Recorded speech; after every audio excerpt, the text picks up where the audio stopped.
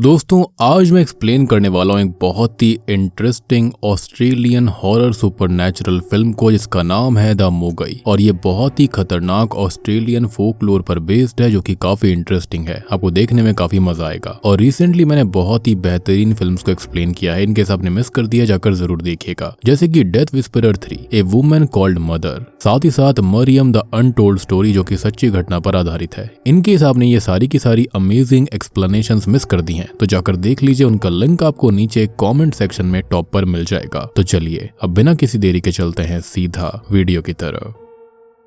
कहानी की शुरुआत एक प्रोलॉग से होती है जिसके द्वारा हमको ये बताया जाता है कि 1910 से 1970 के दौरान ऑस्ट्रेलियन सरकार ने एबोरिजिनल बच्चों को उनके समुदाय से हटाने का आदेश दिया था। ऑस्ट्रेलियन एबोरिजिनल वो लोग होते हैं जो कि ऑस्ट्रेलिया में सबसे पहले रहते थे, यानी कि असली नेटिव लोग। खैर सरकार उन बच्चों को उनकी कम्युनिटी से इसलिए अलग करना चाहती थी ताकि वो लोग उन्हें फॉस्टर हाउस भेज सकें, जहाँ पर वो व्हाइट लोगों के बीच रहकर उनमें ढल सकेंगे। ये सब इसलिए किया गया था ताकि नेटिव लोग उनके कल्चर को, लैंग्वेज को भूलकर बाकियों के साथ ढल सके। लेकिन ये सब रेशियल पार्ट का हिस्सा था और ये सच में भी हुआ था। अब सीन 1970 पर आता है जहाँ पर हम बच्चों को देखते हैं जो कि एबोरिजिनल कम्युनिटी के थे। उनके साथ में एक एल्डर लेडी भी होती है जो कि उनका ध्यान रखा करती थी। लेकिन इसी बीच वो लेडी गाड़ी की आवाज सुनती है और सभी बच्चों को सीटी मारकर छुपने के लिए कहती है। सीटी की आवाज सुनकर सभी बच्चे भागकर छिप गए थे, जिसके बाद वहाँ पर 2 व्हाइट लोग आगे आते हैं जो कि गवर्नमेंट के लोग थे और वो इन्हीं बच्चों को लेने आए थे ताकि वो उन्हें कम्युनिटी से दूर कर सके। लेकिन वहाँ पर एक भी बच्चा नहीं दिखता।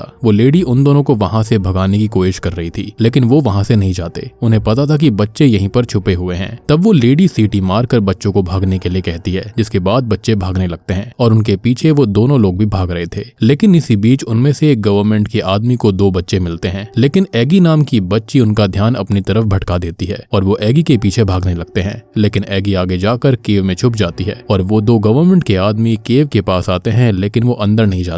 अब ये दोनों वहीं से पलटकर चले जाते हैं और थोड़ी देर के बाद में एगी की फ्रेंड वहां पर आती है जो कि उसे बाहर से आवाज लगा रही थी, लेकिन वो कुछ रिएक्ट कर पाती इससे पहले ही एगी को कोई केव की गहराई में खींच लेता है और हम उस चीज की आवाज सुन पाते हैं जो कि काफी डरावनी थी। खैर अब यहाँ से सीन शिफ्ट होकर 2024 में आता है जहाँ पर हम एबोरिजिनल वुमेन सैरा को देखते हैं जो कि एक लॉयर होती है और सैरा प्रेग्नेंट भी थी। वो अपनी कंपनी की एक पार्टी में होती है, जिसके बाद वो अपनी फ्रेंड बेकी के साथ घर जाने लगती है। अब मैं आपको सैरा के बारे में थोड़ा बहुत बताता हूँ। तो असल में सैरा के परिवार में कुल मिलाकर 3 मेंबर्स थे, सैरा, उसका हस्बैंड फेरगस और उसकी बेटी क्लोई। और मैं आपको ये भी बताना चाहूंगा कि सैरा की बर्थ मदर रुथ भी उसी के साथ रहती है। और यहाँ पर बायोलॉजिकल मदर, बर्थ मदर इसलिए बोल रहा हूँ क्योंकि सैरा को बचपन से ही उसके फॉस्टर पेरेंट्स ने पाल पोस कर बड़ा किया था। खैर अब सीन घर पर आता है जहाँ पर फेरगस के साथ उसका दोस्त मौजूद था। वो सभी बातें कर रहे थे, लेकिन इसी बीच सैरा का पेट जोर से दुखने लगता है और उसकी डिलीवरी का वक्त आ चुका था, इसलिए उसे तुरंत ही हॉस्पिटल पहुंचाया जाता है। हॉस्पिटल में उसकी कंडीशन बहुत ही क्रिटिकल हो गई थी। अब बच्चा पैदा होने के बाद में उसे कार्डियक अरेस्ट आ जाता है, जिसके बाद डॉक्टर्स ने CPR देना शुरू कर दिया था। लेकिन CPR देते वक्त उसकी सांसें पूरी तरह से बंद हो चुकी थी।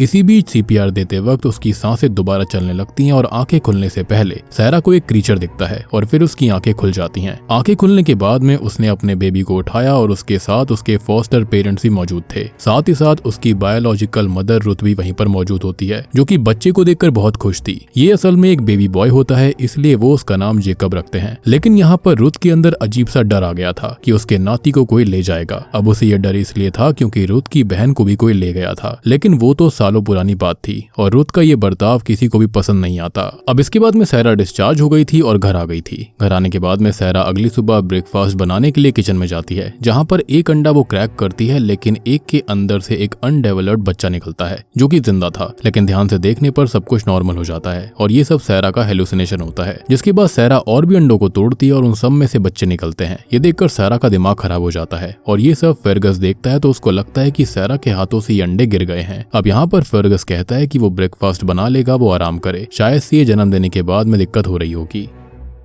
इसके बाद अगले सीन में फेरगस अपने काम के लिए निकल जाता है और सैरा अपनी बेटी और अपने बेबी बॉय जेकब के साथ अकेली थी। वो अपना काम कर रही थी और क्लोई अपने भाई जेकब के पास थी, जो कि असल में खिलौनों से खेल रही होती है। सैरा की नजर हटते ही जेकब गायब हो जाता है और वो ये देखती है कि जेकब आगे जमीन पर पड़ा हुआ था। उसको देखकर सैरा जल्दी से उसको उठाती है और क्लोई को डांटती है कि उसने अपने भाई को वहां पर क्यों रखा। लेकिन तब क्लोई ये कहती है कि उसने ऐसा कुछ नहीं किया, जिस पर उसकी माँ सैरा कहती है कि तो क्या यहाँ पर उसका भाई अपने आप वहां पर चला गया था। खैर अब रात में ये बात वो फेरगस को कहती है, जहाँ पर डिनर टेबल पर क्लोई की क्लास लग जाती है। लेकिन क्लोई स्टिल यही कह रही थी कि उसने ऐसा कुछ नहीं किया। लेकिन सैरा को ऐसा लग रहा था कि ये क्लोई नहीं किया है, लेकिन वो बता नहीं रही थी। खैर रात में सोते वक्त सैरा को उसी केव के सपने आते हैं, और इतना ही नहीं, सैरा को एगी भी अपने सपने में दिखाई देती है, जिसको शुरुआत में कोई खींच कर ले गया था गुफा के अंदर। और तभी हम जेकब के क्रेडल पर एक क्रीचर की शैडो को देखते हैं जो कि उसे लेने आया था। लेकिन तभी सैरा की आंख खुलती है, क्योंकि ये सैरा का नाइटमेयर था। लेकिन सैरा को एगी अपने रूम में दिखने लगती है।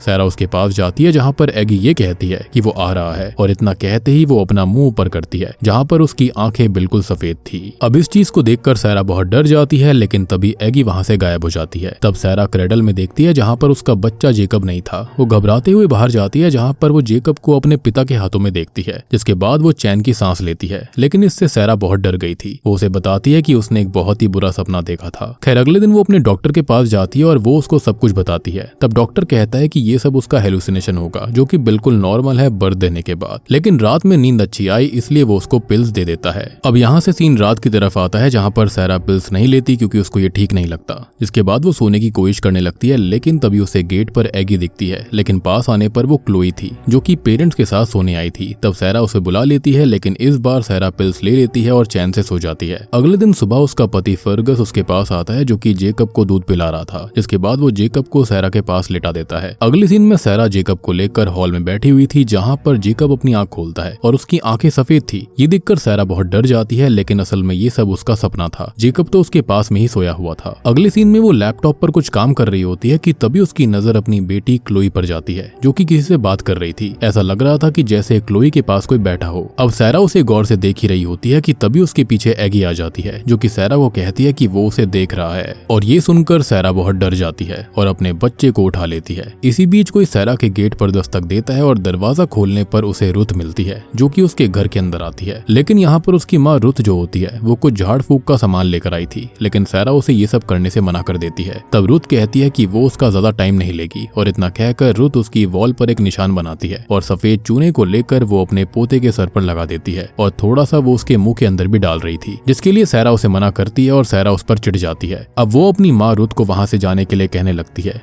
अब रुत को ना चाहते हुए भी वहां से जाना पड़ता है, लेकिन क्लोई जो होती है वो नहीं चाहती थी कि रुत वहां से जाए। अब यहाँ पर रुत जाने से पहले क्लोई के सामने मुगई का जिक्र करती है, जिसके बाद वो वहां से चली जाती है। तब सैरा क्लोई से कहती है कि मुगई कुछ नहीं होता। तब क्लोई कहती है कि होता है, और इस बारे में उसे रुत ने बताया था, जो कि स्केरी दिखता है और उसके लंबे हाथ होते हैं। यहाँ पर उसे क्रीचर की बात हो रही थी, जो कि मूवी की शुरुआत में एगी को लेकर गया था। लेकिन यहाँ पर सैरा जो थी उसको इन चीजों पर बिल्कुल भी विश्वास नहीं था। यानी कि जो एंटिटी यहाँ पर दिखाई गई है, या फिर जिसके बारे में अभी तक हम सुनते आ रहे थे, उसका नाम मुगई है। खैर यहाँ सैरा अपनी बेटी को समझाती है, लेकिन उल्टा क्लोई जो होती है वो उसी के सामने बोलने लगती है, और ये बर्ताव काफी अजीब था सैरा के लिए।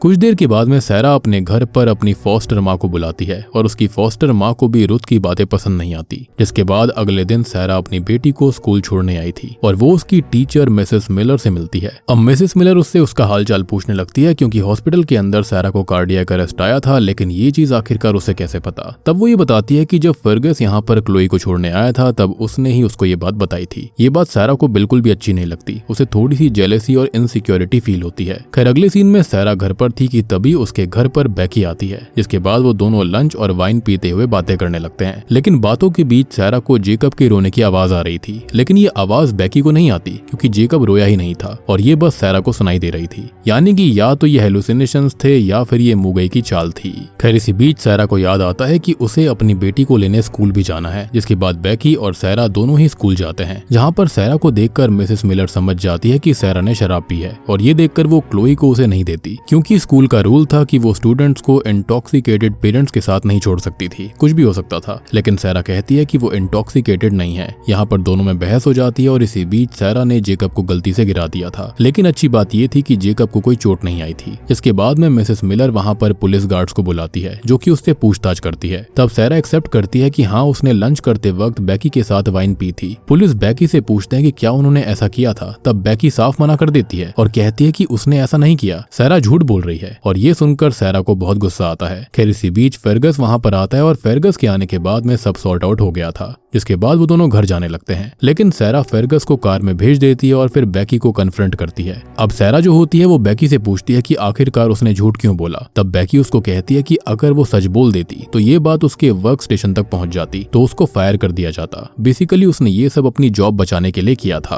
अब ये सुनकर सैरा को बहुत गुस्सा आता है और वो बेकी को वहीं पर छोड़कर चली जाती है। यानी कि दोस्त आपके दोस्त तब तक हैं जब तक मौज मस्ती रहती है, वक्त आने पर सब पतली गली से निकल लेते हैं। एनीवेज अब रात में सैरा को नींद नहीं आ रही थी। तभी सैरा के रूम के दरवाजे पर उसकी बेटी क्लोई आती है और वो उसे अपने पास बुला रही थी। लेकिन वो क्लोई नहीं थी बल्कि एगी होती है। एगी कहती है कि वो आ रहा है, जिसके बाद में सैरा ऐसे ही बैठे रह जाती है। उसके पति की आंखें खुलने पर वो सैरा से ऐसे बैठने का रीजन पूछता है। तब वो कहती है कि उसने कहा था कि वो आ रहा है और इसलिए वो उसका इंतजार कर रही है। तब उसका पति फर्गस पूछने लगता है कि कौन आ रहा है। तब वो कहती है कि वो आने वाला है, उस छोटी बच्ची ने उसे यही बताया था। वो कहती है कि वो आने वाला है उसके बच्चे को चुराने के लिए। तब उसका पति फर्गस सैरा को शांत करता है और उसको सुला देता है। लेकिन हम दरवाजे के बाहर एक गोस्टली हाथ को देख पाते हैं। अगले दिन सैरा बहुत परेशान लग रही थी और थोड़ी सी फ्रस्ट्रेटेड भी थी। जिसके बाद में फेर्गस ऑफिस चला जाता है और थोड़ी देर के बाद में वहाँ पर रुथ आती है, जो कि उसको कहती है कि उसे पता है कि वो व्हाइट आइज वाले बच्चों को देख रही है। वो वही बच्चे हैं जिन्हें मूगई ने चुरा लिया है। यहाँ पर रुथ उसे मूगई के बारे में बताती है, जिसका मतलब होता है इविल स्पिरिट या फिर बूगी मैन, जो कि बच्चों को चुरा कर ले जाता है। यहाँ पर उससे बचने के लिए रुथ उसे एक स्नेक स्किन देती है, जो कि एक टेलिस्मैन की तरह काम करेगा, उसके और उसके बच्चों की रक्षा करेगा, यानी कि मूगई से, और वो उसे अंदर नहीं आने देगा। अब रात में फेर्गस सैरा के लिए डिनर रेडी करता है और सैरा डिनर टेबल पर बैठती है। वो उसे वाइन का ग्लास देता है, लेकिन सैरा उससे पूछती है कि क्या उसे उस पर भरोसा है। तब वो थोड़ा सा हिचकिचाता है। ये देखकर सैरा को बिल्कुल भी अच्छा नहीं लगता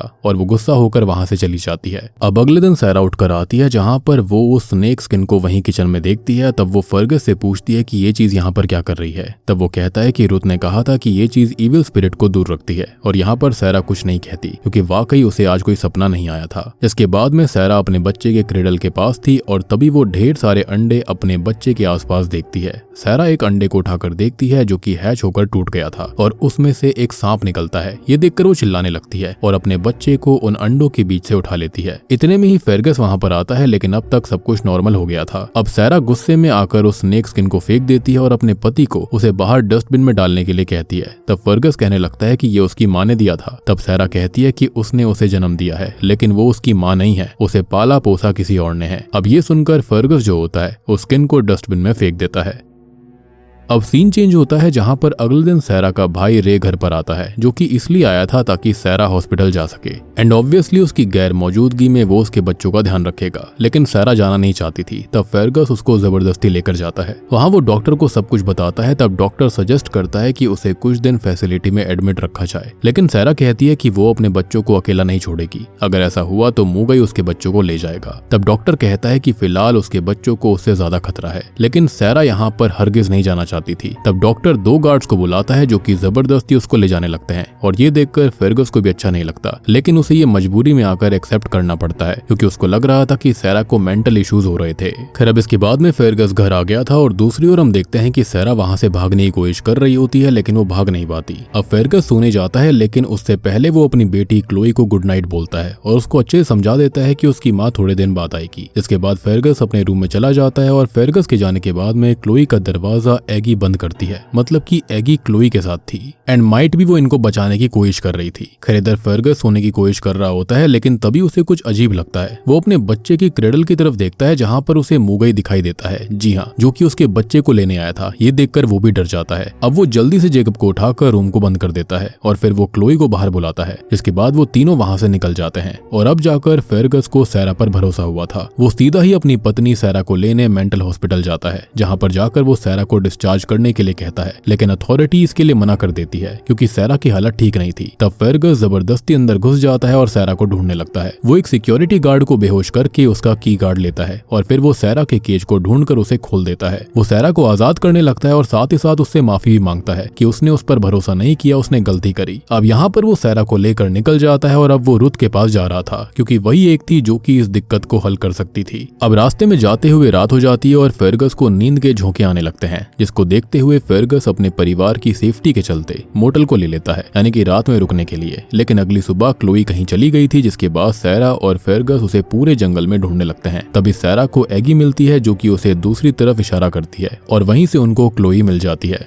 अब ये लोग मोटल से निकल पड़ते हैं, लेकिन रास्ते में ये लोग गैस स्टेशन पर रुकते हैं जहां पर ये लोग खाने का कुछ सामान लेने जाते हैं। इसी बीच बाहर जब फेर्गस गैस को फुल कर रहा होता है तभी वहां पर पुलिस आती है जो कि वाइट थी और फेर्गस को देखकर वो थोड़ा सा रेसिज्म दिखाती है। यहाँ वो फेर्गस को सस्पेक्ट मानने लगती है क्योंकि पुलिस को देखकर वो घबरा गया था। अब इधर सैरा और क्लोई शॉप में होते हैं कि तभी उन्हें वहां पर एगी दिखती है जो कि कहती है कि वो आ रहा है और उसे देखकर सैरा जंगल की तरफ भागती है। इधर फेर्गस को पुलिस ने अरेस्ट कर लिया था। खैर अब फेर्गस सैरा को नहीं मिलता, इसलिए वो जंगल में एक जगह बैठ जाती है और फिर रात होने पर वो क्लोई और जेकब के साथ एक पेड़ के नीचे सो गई थी, जो कि मेरे ख्याल से बहुत ही ज्यादा वियर्ड सी चीजें यहाँ पर घट रही होती हैं। अब होता यह है कि वहां से मूगई की आवाज आ रही थी जो कि क्लोई सुन लेती है। वो अपनी माँ को उठाती है और उसकी माँ को भी वो आवाज सुनाई दे रही थी, इसलिए वो अपने दोनों बच्चों को लेकर वहां से भागने लगती है। लेकिन जल्दी के चक्कर में वो नीचे गिर गई थी और उसका सर एक पत्थर से जा टकराता है, जिससे कि वो बेहोश हो गई थी। और इतने में ही मूगई आकर उसके बच्चे जेकब को ले जाता है और वो कुछ भी नहीं कर पाती। जिसके बाद में क्लोई भी अपने भाई को ढूंढने निकल जाती है, लेकिन क्लोई को उसकी नानी मतलब की रुथ मिलती है और रुथ को लेकर वो सैरा के पास आती है। अब यहाँ पर सैरा जो थी वो बेबस बेहोश पड़ी हुई थी, तब उसकी माँ रुथ उसको संभालती है। अब रुथ को देखकर सैरा बहुत टूट जाती है क्योंकि उसने उसकी बात पर विश्वास नहीं किया था और इससे वो बहुत ही ज्यादा उदास थी और तब रुथ भी उसको माफ कर देती है। अगले दिन शाम को वो लोग मूगई की केव पर आते हैं जो कि वही मूवी की स्टार्टिंग वाली केव थी। अब वो लोग उस केव के अंदर जाते हैं जहाँ पर उन्हें जेकब मिलता है, जिसको वो उठा लेती है। लेकिन खतरा जो होता है वो अभी तक टला नहीं था क्योंकि मूगई दोबारा उसे लेने आएगा। तब रुथ सैरा को एक पेड़ के पास लेकर आती है जो कि एबोरिजिनल ऑस्ट्रेलियंस का कल्चरल पेड़ होता है। अब रुथ सैरा के लिए एक मुलायम कपड़ा जमीन पर रखती है और उसे आराम करने के लिए कहती है और जब तक वो आराम करती है तब तक रुथ ढेर सारी लकड़ियां इकट्ठा करती है और उन लकड़ियों से पेड़ के आसपास 2 सर्कल बनाती है और साथ ही साथ जमीन पर ढेर सारे गड्ढे कर देती है। जिसके बाद में जब सैरा की नींद खुलती है तो वो पेड़ के पास ढेर सारी पुरानी फोटोज को देखती है जो कि उनके थे जिसे मूगई पहले ले गया था। सैरा उनमें से एगी का फोटो भी देखती है और उसके बारे में पूछती है। तब रुथ बताती है कि ये उसकी खुद की सगी बहन है, जी हाँ, जिसको मूगई ले गया था। मतलब कि स्टार्टिंग में जो एगी को आवाज लगा रही थी वो कोई और नहीं बल्कि रुथ ही थी। और सोचकर देखो कितने साल से ये ट्रॉमा उसके अंदर होगा। और सबसे बड़ी बात कि अब उसके यहाँ पर नाती को भी ले जाने मूगई आ गया था, तो ऑब्वियस सी बात है रुथ ऐसा नहीं होने दे सकती थी। खैर अब इसके बाद में रुथ जेकब और क्लोई पर वही चूना लगाती है और इस बार जेकब को वो थोड़ा सा चूना खिला भी देती है। और इस बार सैरा ने बिल्कुल भी इस चीज के लिए मना नहीं किया था क्योंकि इसी चूने की वजह से मूगई इन दोनों बच्चों को नहीं देख पाएगा। अब रुथ उन लकड़ियों से बने हुए सर्कल्स पर आग लगा देती है, जिसके बाद मूगई वहां पर आता है। मूगई बच्चों के लिए आया था लेकिन बच्चे उसे नहीं दिख रहे थे और उसे सिर्फ उनकी आवाज आ रही थी। जेकब की रोने की आवाज इतनी तेज थी कि मूगई उसकी तरफ जाने लगता है, लेकिन रुथ उसको रोक लेती है और वो उसके ऊपर सांप छोड़ देती है, जिससे कि मूगई को काफी तकलीफ होती है। और ये सारे सांप होल में से निकल रहे थे। और आपको याद होगा स्टार्टिंग में बच्चे के आसपास सांप थे ना, वो इसलिए ही थे ताकि मूगई वहां पर ना आए। लेकिन ऑब्वियस सी बात है सैरा को उस वक्त इन चीजों पर विश्वास नहीं था। लेकिन अब मूगई गुस्से में आकर सैरा की तरफ बढ़ने लगता है, लेकिन रुथ उसके ऊपर सांप फेंक देती है। लेकिन इन सब में होता यह है कि उसे ही सांप ने बाइट कर लिया था, जिससे कि वो वहीं गिर जाती है। अब मूगई बच्चों की तरफ बढ़ता है लेकिन सैरा उसे रोक रही थी। तब मूगई उसे मारकर गिरा देता है, लेकिन अपने बच्चों को खतरे में देखकर वो उठ जाती है और वो चूना अपने ऊपर लगा लेती है, जिससे कि वो भी अदृश्य हो गई थी। फिर यहाँ पर वो मूगई पर हमला करती है और उसको सांप के होल के पास फेंक देती है, जिसकी वजह से सांप उस पर हमला कर देते हैं और इससे मूगई फाइनली खत्म सा हो जाता है। जिसके बाद में सैरा रुथ के पास जाती है जहाँ पर रुथ अब मरने वाली थी। यहाँ पर सैरा अपनी माँ को ऐसे देखकर बहुत रोती है क्योंकि वो उसकी बायोलॉजिकल मदर थी और आज पहली बार वो उसको माँ बुलाती है। ये देखकर एगी की स्पिरिट को भी बुरा लगता है और हम उन सभी विक्टिम्स की स्पिरिट को भी वहाँ पर देख पाते हैं जिनको मूगई ने मारा था। लेकिन फाइनली अब मूगई यहाँ से खत्म हो चुका था। खैर अगली सुबह सैरा अपने बच्चों को लेकर वहां से निकल जाती है, लेकिन हम देखते हैं कि अब रुथ की स्पिरिट अपनी बहन के साथ मिल गई थी, जहां पर दोनों खुशी खुशी खेल रहे थे।